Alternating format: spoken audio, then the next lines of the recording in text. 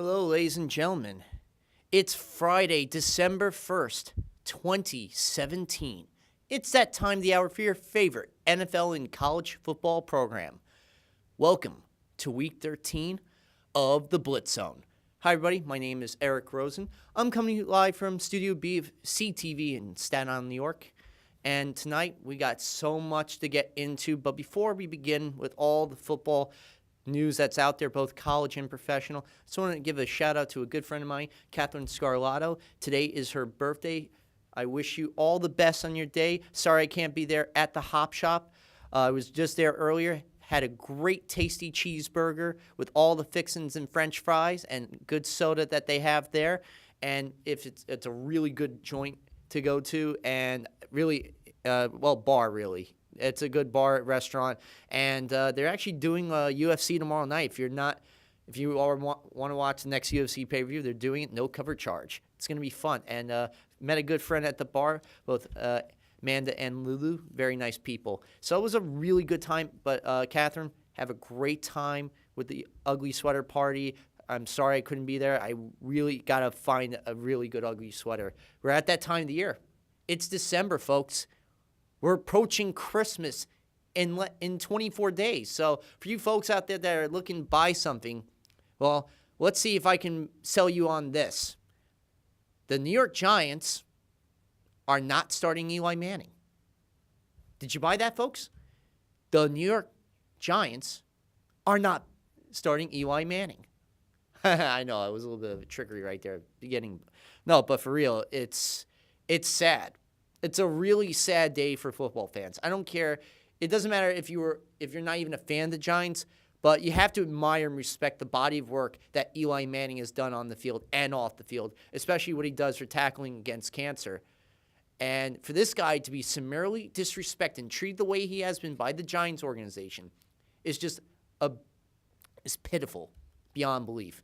And Mike Francesa said it best this week about the coach, McAdoo. Sometimes I don't really care to pronounce the guy's name correctly because it really doesn't matter to me. The guy is going to be a goner after 2017 is done. But Francesa said this: the closest that McAdoo will ever get to a Super Bowl ring are the 2 rings on Eli Manning's fingers. So true. You'll never, ever have what Eli Manning has had. So nice that you decide this week of all weeks, what's the thinking? Oh, we're mathematically eliminated from playoff contention. Why not rock the boat? Yeah, with Geno Smith as the starting QB. It's one thing if you put Davis Webb, the third-round rookie out of California, to be the rookie starting this week. That makes more sense. Not Geno Smith, who's a turnover walking on 2 legs. As soon as he goes on the field, it's a turnover. And then watch this week when they play the Raiders in Oakland County Stadium, how he's going to turn the ball over. Remember 2 years ago when he was with the Jets, having to replace Fitzpatrick after a finger injury, and look how bad he was in that performance. Extrapolate that times 10 come Sunday. Now, as for some of the other news we'll get into in a bit. So the new thing we're going to do every single week at the beginning of the show is going over the playoff picture, because this is the time. This is the month where all the teams are going to make that push for the postseason to get one of those coveted 12 slots, 4 division slots, and the 2 wild cards for each conference. Let's start with the AFC playoff picture. The Pittsburgh Steelers right now have the number 1 seed at 9-2. They're really firing on all cylinders with Antonio Brown, Le'Veon Bell, and of course the leader of the Killer Bees, Ben Roethlisberger, at the helm. The New England Patriots are really steamrolling through the competition right now as well, at 9-2 in the 2nd seed from the AFC East. And the Steelers in the AFC North, forgot to mention. But the Patriots right now with 7 consecutive victories, with the defense giving up more than 17 points in that span, has been the difference, along with Tom Brady's arm, which is gold. It's amazing. At 40 years old, he is the bionic man doing it all. Then the Tennessee Titans are at 7-4. They're one of the worst 7-4 teams I've seen this year. They won by sheer luck last week against Indianapolis. If it wasn't for Marlon Mack fumbling the ball with a 16-6 lead, Tennessee would have lost that game. And Jacksonville right now would be the team leading the AFC South. But because Jacksonville unfortunately lost in Arizona and the Titans defeated the Colts in Indianapolis, therefore, with both 7-4 records, Titans hold the tiebreaker because they defeated Jacksonville back in Week 2. But they got a Week 17 matchup coming up later in the year in Tennessee. This is going to be fun to watch. It could be the Sunday night game for the final week of the year. But we'll see when we get to our Week 17 program.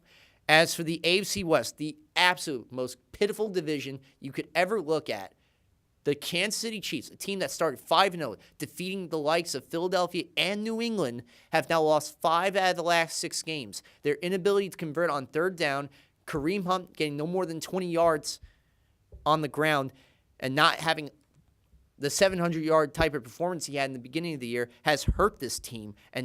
But because of the fact they still have a 1-game lead over the Chargers, that's right, the surging LA Chargers, they are leading the AFC West. But for how long? If they keep playing the way that they're playing, especially this coming week, very important matchup for both the Chiefs and the Jets. We'll get into that in a bit. The 2 wildcard teams are the Jaguars and the Ravens. The Ravens, of course, coming off that Monday night victory over Houston, and the Jaguars losing on the road but still maintaining the 5th slot. And in the hunt right now, you got the Bills at 6-5, followed by the Bengals, Chargers, and Raiders at 5-6. The Jets, Dolphins, and Texans are at 4-7 on the year.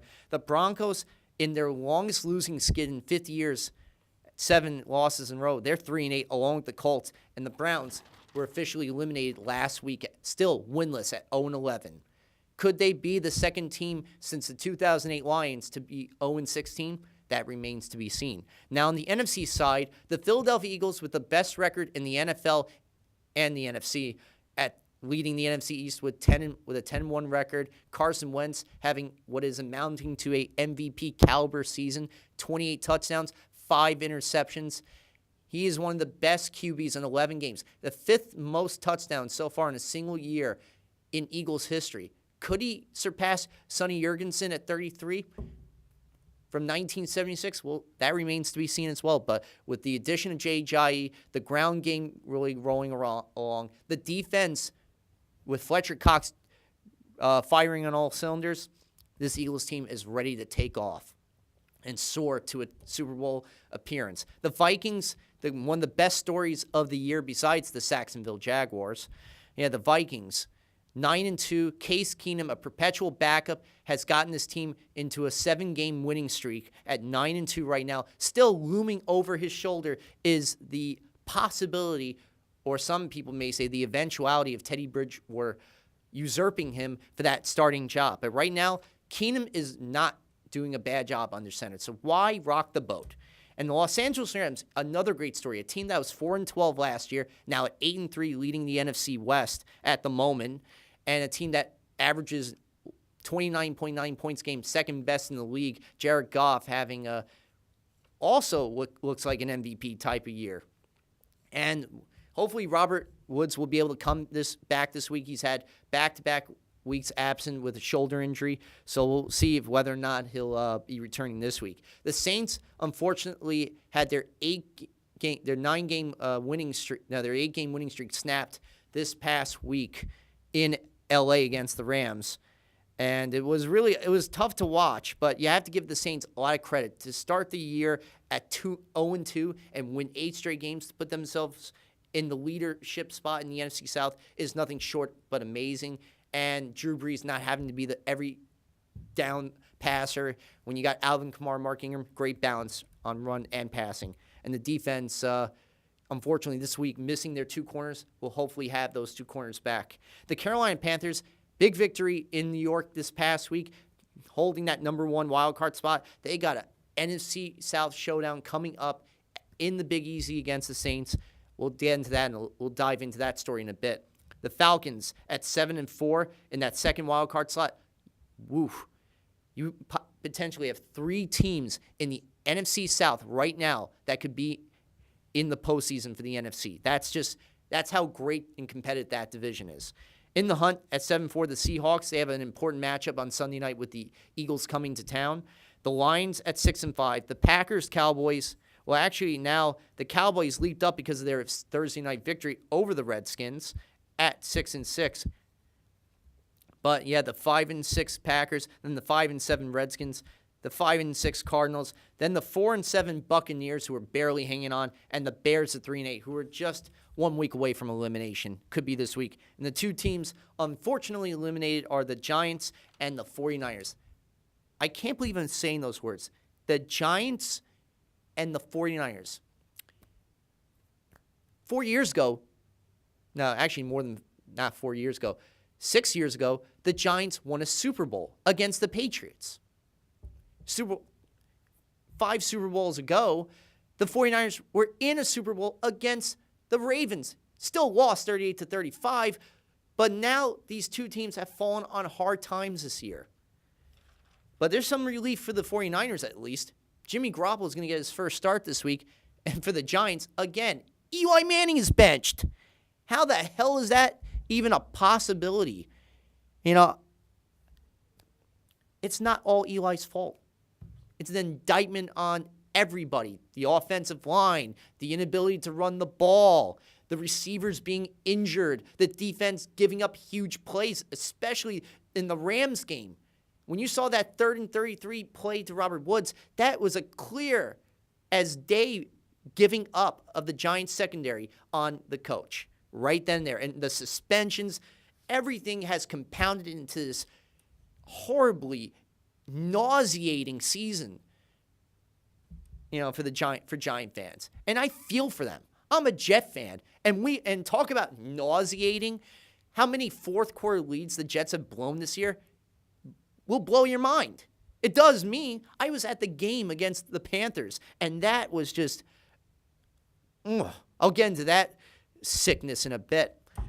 But that's all the playoff pictures. Now the stories this past week. Charles Johnson, got to take a drink, of course. Talk so much and so fast sometimes. Refreshing. Charles Johnson, defensive end of the Carolina Panthers, was just suspended by the NFL for 4 games today. Won't be eligible till the season finale against the Atlanta Falcons. The NCAA has just threw the hammer down on the Ole Miss Rebels in college football. That's right. 3 years probation, a $5,000 plus 1% of average football budget for 3 years penalty, calculating about $179,797. That was self-imposed by themselves. A postseason ban for this year and for next year. Hugh Freeze serving a 2-game conference suspension for 2018 for if any school decides to hire him at all between December 1st and November 30th, 2018. An 8-year show cause order for the operations coordinator, so no athletically related duties or contact with prospective student athletes and their families due to violations with giving bribes and cars and basically phony academic records. A 5-year show cause for assistant coach to facilitate standardized test fraud and living arrangements. A 2-year show cause order for involved assistant coach, no off-campus recruiting activities or hosting any meals for prospects or student athletes. A 5-year show cause order for assistant athletics director, no recruiting activities during that time. They have to vacate all regular season games and postseason wins in which the ineligible student athletes were participating in. Scholarship reductions between 2018 to 2019, that was self-imposed. Recruiting restrictions and disassociation of boosters, also self-imposed. So you have to give Ole Miss this. They at least self-imposed some of these suspensions, but the others, the NCAA came down on them today. Deservedly so. It does not pay to have phony academic records to give athletes cards. This is not Blue Chips, folks. If you ever saw that movie, it's a movie about this Western Athletic University basketball team in which the head coach, played by Nick Nolte. Sorry, I keep confusing the two, but Nick Nolte, who's at this university that had a terrible basketball program, so they decided to bribe these prospective athletes. Shaquille O'Neal was in the film, Penny Hardaway, some other athletes, and they bribed them with cars, tractors, anything that these students needed in order to get to Western Athletic University. But Shaq was the only person who didn't accept the car or the bribery whatsoever. He was the only good person in that entire film. But the rest of the athletes in that film took those bribes, and eventually Western Athletic got caught doing it. So the moral of the story is, it may seem good at first to do something like this to help your school get that advantage over the other conference schools, But at the end of the day, you end up getting caught, and it bites you in the butt big time. And it bit Ole Miss this time. So crime doesn't really pay, folks, especially Ole Miss. I'm hoping they learn their lesson from this and never repeat this mistake again. But sometimes schools have been known to unfortunately repeat their mistakes. History does have a unfortunate part of repeating itself, but maybe it won't. We'll see what happens. Now, the coaching carousel of college football. Brett Bielema was fired as the head coach from the Arkansas Razorbacks after a 4-8 season this past year in the SEC and overall in college football. Greg Schiano was originally hired to be at Tennessee, but the offer had to be revoked after word got around to the rest of the students and people around the campus in Tennessee. Greg Schiano, of course, being the former head coach of Rutgers University football and a former head coach for the Tampa Bay Buccaneers, was the offensive coordinator for the Ohio State Buckeyes this season, but was offered the Tennessee Volunteers job after Butch Jones was fired. And Tennessee had to back out because the university still suspects Greg Schiano of covering up the Jerry Sandusky scandal that took place at Penn State University back in 2011 with child molestation, and that he knew about it and didn't say anything and covered it up. And the protest got so bad that Tennessee had to pull out of the deal. But right now, Greg Schiano wants reparations from the University of Tennessee for backing out of this contract. So we'll see how that happens, how it unfolds. But the university are more willing to pay Schiano back for promises than have a backlash, not just the students or the rest of the athletes, but the entire area in Tennessee. It's not worth it for the University of Tennessee in Leland Stadium to have any controversy at Rocky Top. So, you know what? They made the right decision, I think, and hopefully, Greg Schiano, I don't know what's going to happen to him. He might probably get a head coaching job in the NFL for all I know, or he might go to another university. But for the time being right now, they still don't have a coach. But they did hire Bud Fulmer, the former head coach, to be the new athletic director. And if you saw the movie The Blind Side, remember the line that he said, "I'm looking at Michael O'Hare." And then Leanne Tu's like, it's Ower, like a paddle in the boat. Well, yep, that guy's going to be the new athletic director. I think he'll do fine for the University of Tennessee and find themselves a suitable head coach. As for the Mississippi State Bulldogs, well, they're going to be losing Dan Mullen because he's going to be the new head coach for my beloved Florida Gators. He's worked with the likes of Dak Prescott, who had a great victory last night, was the Offensive Rookie of the Year in 2016. So he's had a good track record, and we're working with Alex Smith too. So the Gators are in very good, capable hands in Gainesville. The Texas A&M Aggies officially got their new head coach, Jimbo Fisher. Earlier today, Jimbo Fisher resigned and is leaving Tallahassee, basically the home state of the Florida State Seminoles, and now will be the head coach for the Texas A&M Aggies in College Station. Good luck to you, Jimbo. I wish you all the best.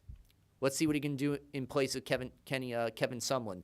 Now, Chip Kelly, if that name's familiar to you, the former head coach of the Oregon Ducks, who came up with the high-powered, intensity, up-tempo offense that required players to snap at 20 seconds each time that they had to play, brought his styles to the NFL. The Philadelphia Eagles had 2 straight 10-6 seasons, but had a losing season in 2014. Then was let go by the Eagles after that season in 2014. Then 2015, he was hired to be with the 49ers, had a losing year there, and was fired after one season. Now, after few years of being an analyst, he'll be back with a 5-year contract at UCLA in Berkeley. 5 years, $23 million. Good luck to you, Chip. Let's see if you can bring back that same offensive firepower. Cliff Kingsbury, the guy who looks like Ryan Gosling's doppelganger, well, he's going to be staying at Texas Tech with the Red Raiders, and hopefully they'll work out a nice long-term deal for him. And Mike Riley was just fired as the head coach from Nebraska Cornhuskers. 4-8, worst record in 67 years in Lincoln. Let's hope that things get better for Cornhusker Nation. I would love to go to a game in Lincoln. I hear it's really awesome. And I would love to wear one of those corn cob hats that they have at the games. It's always fun. And the jerseys, too, the red and white. Remember, Ndamukong Suh, former Nebraska player. Amir Abdullah, running back for Detroit Lions. And, of course, Prince Amukamara, who caused the Jaguars a huge game this past week. No, it caused the Bears a game this past week with his holding penalties, and was with the Giants when he began his career. Now, Bobby McCain was unfortunately ejected this past week after punching Dan Amendola in their 35-17 loss to the New England Patriots. Well, not unfortunately. He deserved it. When you strike and put your hands on another player, official, or anybody, you don't deserve to be on the field. That's unprofessional. I know how people talk about, oh, Eric, it's an emotionally driven game. I get that. But you have responsibilities as an athlete. You're getting paid to play the game. You might have people that depend on you, like your family, your immediate family, your mom and dad, your neighborhood, yourself, to pay the bills. And the last thing you need is to miss out on compensation and be suspended because you had to be a hothead. You know, I just wish players would have that type of thinking, but it's tough. Because when you're in the heat of the moment, it's true, and I don't even like to admit that, but when you're in the heat of the moment, sometimes your emotions overtake you, and you end up doing something you will professionally and personally regret. Well, that's all the news of the week. Let's go into the week that was, Week 12 in the NFL. Starting on Monday night, the Houston Texans, led by Tom Savage, take on Joe Flacco and the Ravens. And what was crazy about this game was, on a third down incompletion, coach, the place kicker, the punter for the Baltimore Ravens, decides to lob a pass to Chris Moore that goes 20 yards to the Houston 19, converting a fourth down play. Then a 10-yard touchdown run by Javorius Allen into the end zone. And then they're up 7-0. And then Tony Jefferson gets the huge interception on a 4th-and-1 gamble by Savage. And, then the 4th-and-1 gamble by Collins. On 29 yards, he runs the Houston 8. Then he goes another 8 yards, making it 14-7 Baltimore. Then the Ravens force 2 turnovers in the final 5 minutes. Terrell Suggs strip sacks Tom Savage of the ball. Justin Tucker gets his third and final field goal with 2:53 left in the game. And then Anthony Levine of the Ravens secondary puts the cherry on top of the unfortunate Sunday for Houston with the game-sealing interception. The Ravens beat the Texans 23-16. Jaguars go into Arizona and take on the Cardinals. Mayo Manischewitz. The Cardinals get started with 2 field goals, including a huge 34-yarder by Phil Dawson, a 34-yard and a 42-yard to make it 6-0. Kerwin Williams gets a 21-yard punt return to the Jacksonville 40. Then 4 plays later, Blaine Gabbert, and I can't believe I'm saying that, Blaine Gabbert, the starting QB for the Arizona Cardinals against his former team, the Jacksonville Jaguars, finds the rookie Ricky Seals-Jones, one of the best names I've ever heard, for a huge 29-yard touchdown, making it 13-0. Jacksonville does get a field goal at the end of the first half to make it somewhat respectable. This is where things got really interesting. The Jaguars are trailing, but then they get the first lead of the game. Calais Campbell, former defensive end for the Cardinals, signed in the offseason by the Jaguars, gets a strip sack fumble off of Blaine Gabbert, recovers it, gets a 10-yard touchdown with 12:10 to play, and it's 17-16 Jacksonville. First lead of the game. Then the ensuing possession. Gabbert gets the ball, throws a 52-yard pass to Jaylen Brown. The 2-point conversion to Larry Fitzgerald. It's 24-17 Arizona. Then comes the ensuing possession for Jacksonville. Corey Grant gets a big 68-yard punt return. And then leading to the 17-yard game-tying touchdown run by Blake Bortles. With about 7:26 to go, it's 24-all. Then the next 2 possessions for both Jacksonville and Arizona end up with turnovers, interceptions on each quarterback, nothing converted. Then the final possession of the game, Arizona has it. And Gabbert does something I never thought I would see. He throws 2 perfect sideline passes, including a tippy-toe catch to DJ Foster with 6 seconds to go. Had to be reviewed. Then Phil Dawson comes in, career-long 57-yard field goal with 1 second to go. Cardinals win 27-24. Jacksonville had their losing streak snapped. The Cardinals right now, Gabbert is finding his receivers, and him and Ricky Seals-Jones, 3 touchdowns connected with each other in the last 2 games, including the 2 touchdowns he had in Week 11 against the Texans. Buccaneers go into the ATL to take on the Falcons. Julio Jones gets 253 yards, 2 touchdowns, 12 receptions, including a big 25-yard diving over the pylon touchdown. Falcons beat the Buccaneers 34-20.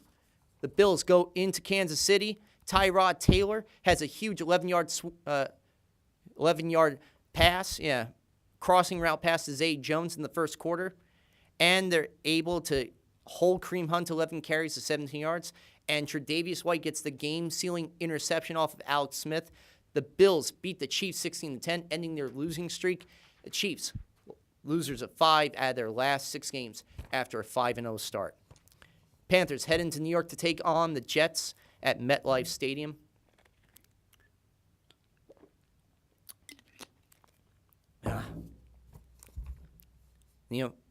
Fortunate part of this game, Greg Olsen comes in after 8 weeks of being absent, has unfortunately yet another, re-aggravates his foot, so he had to be taken out of the game after the first half, only had a catch at 10 yards.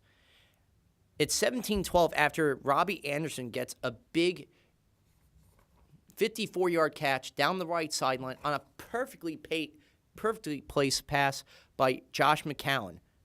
McCown, of course, had 307 yards in this game, 3 touchdowns, no turnovers, having one of his best seasons, including with Robbie Anderson, who has now had touchdowns in 5 consecutive games, the longest active streak in the NFL. Wide open. But then Jonathan Stewart spoils the party and helps the Panthers with a 2-yard touchdown run, making it 18-17. Then New York, on the ensuing possession, gets a 19-yard field goal from Chandler Catanzaro 59 seconds into the fourth quarter. 2 plays after what should have been a touchdown from Austin Seferian-Jenkins. 3 times this year, Seferian-Jenkins has a touchdown, and the NFL decides, let's overturn it because he didn't have control of the football. He didn't have proper possession.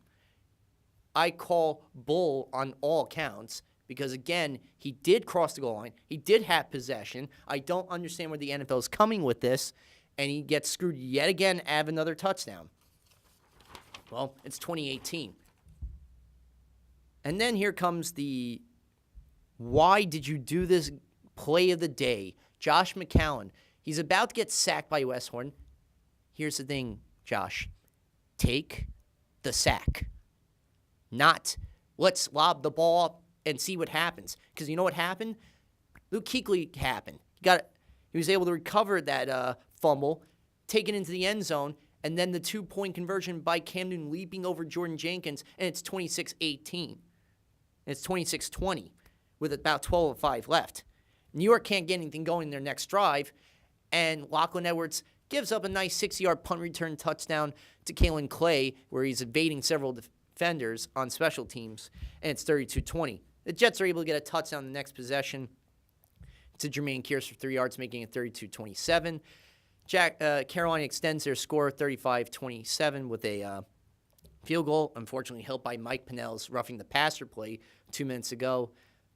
But the field goal course comes with 21 seconds left. Jets can't do anything. They lose 35-27. Another time where a lead they have in the fourth quarter, and they blow it. While the Panthers right now have won 3 straight, and they're coming into a huge NFC South matchup this coming week. Now, the Bears went into Philadelphia and were cream cheese. Well, wrong analogy. They were made into a Philly cheesesteak. Carson Wentz 3 touchdowns leading with the NFL leading Eagles, including my favorite. Amukamara gets the holding penalty and leads to an 8-yard pass from Carson Wentz to Zach Ertz, making it 24-0. But yes, the Eagles